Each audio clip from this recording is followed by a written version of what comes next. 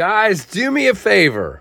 Take a minute and don't miss these two sweet off the radar Boker knives, the Nessmi and the Atlas. I missed these. I kind of just was scrolling through when I was picking out knives to review from Boker and saw these. I had never seen them before, so you should stick around and check them out. These are the last two of all the Boker knives that have come in for review. This is the Atlas in blue. There's the info on that, Boker Plus Atlas, and this is the Boker Plus, whoops, where is it? Oh, come on, it's got to have it written somewhere. It doesn't, but it's the Nessmi Pro fixed blade. So we have a slip joint and a fixed blade, and guys, don't just turn me off right away. Stick around. These are really interesting and good, and both are less than $100. As a matter of fact, we're going to start with the slip joint, the Atlas. The Atlas, guys, is $41. There will be links down below. This is a pretty sweet, very light, very simple knife for you to check out. Now, it is, like I said, $41.95. And now I have clicked off of the link, so I can't even see it, but that's okay. It is 12C27N steel, has a nail nick, and it is a manual slip joint made in Asia.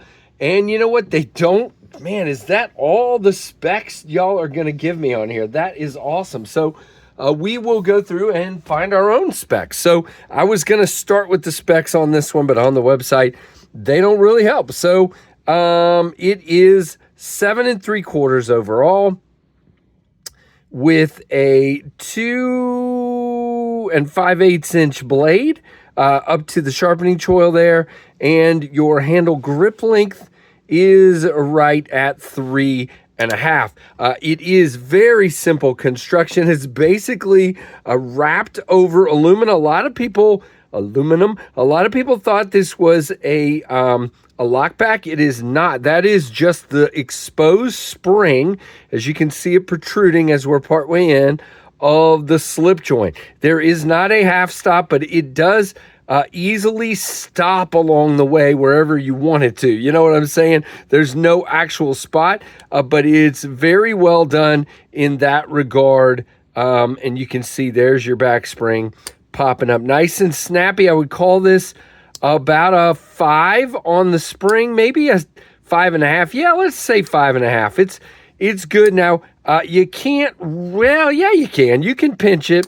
It's easier to just hit that nail nick real quick and pop it open. Again, mirror finished 12C27N.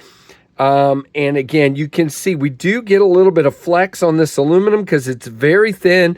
You do have a separate back spacer that's pinned into place with a lanyard hole and a loop over not so deep carry clip. There's a little bit left over, not reversible at all. How does this guy cut? You know, that's a great question. I know the answer, and the answer is it's fantastic. And again, guys, you would think typically a lot of times if a knife is just kind of dead-ended like this, it doesn't feel real comfortable, especially if it's thin. But this is very thin and very comfortable in the hand. You do feel that clip right there. But guys, just for pulling this out and opening a package or slicing open, you know, something in your lunch, or cutting a piece of cheese in your lunch, or cutting an apple, this is great. And it is thin. Let's see if I still got any battery left in my, yeah, it's yelling at me. 0.0095 on that. And okay, we're wrong. We're not zeroed out. Hold on. I knew that wasn't right. I'm like, what are you doing? All right, 0.18 on the handle. That makes a lot more sense. I'm like, that didn't sound right. And 0.093 on the blade stock. Now, as far as weight, I'm going to say this is going to be like 1 point something, but we're going to zero this out and find out right now. It is 1.8. There we go. 1.8 on this guy. All right, we'll do our comparisons at the end. You can see there the goo from the tape shows up real easy because, again, it has this mirror finish and it does fingerprint. When it's open, it doesn't really have a lot of movement in the blade.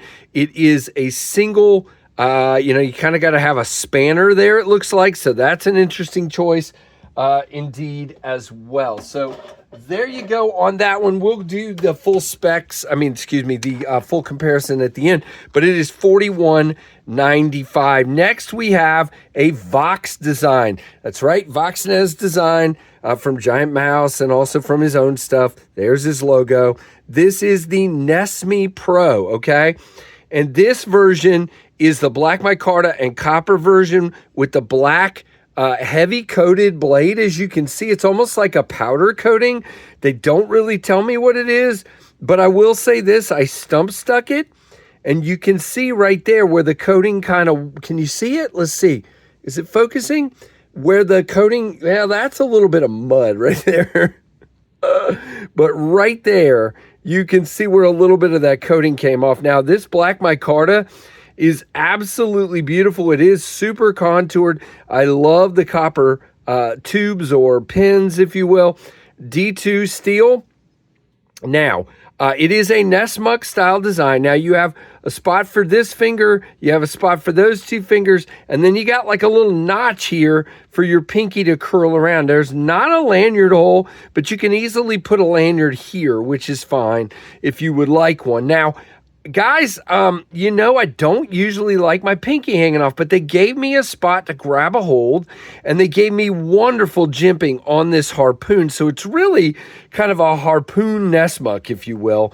And this is a bulldog and a heck of a cutter. It is a fantastic, if I can actually, there we go. All right, we're going to cut. We're slipping out. You can see there at the end because it is a very short blade. Man, I am struggling. There we go. And it's meant more for outdoor tasks than cutting daggone cardboard or something. Anyway, it would be a great skinning blade. It is the Boker Plus. It is D2 Vox design. Now, full tang construction. You do have a nice palm swell. And guys, ergonomically, this is unbelievably good. These are sitting, the only place I could find one of these is on Amazon, this black and copper one. $84. I will leave it down below. Designed by Jesper Voxnez, of course. And our measurements, here we go. Blade length 6.1. I think they mean overall length 6.1. Boy, I am having trouble finding specs on these Bokers, and I'm not. Yeah, so just over 6 inches with a 2.5-inch cutting edge. You can see we do not have a sharpening choil. We just have a dead in there at the hard plunge. Not bad. It'll work. You will end up with a smile.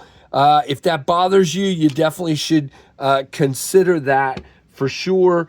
And it is 3 ounces, guys, for a small fixed blade that, especially one with thicker handles and all that. Really, really nice. And again, $84 overall. Now to my issue with this knife. I don't understand, but this is what so many makers that start off custom like Vox like in their fixed blades.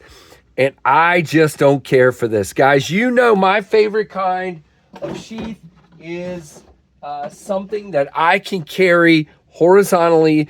If it's an EDC fixed blade, I don't want to carry it dangling down like that off of my belt. It's just not for me at all. You may like it. I have 2 other fixed blades that are literally favorite fixed blades that I don't carry because they have this style of leather sheath. Now, it does smell good.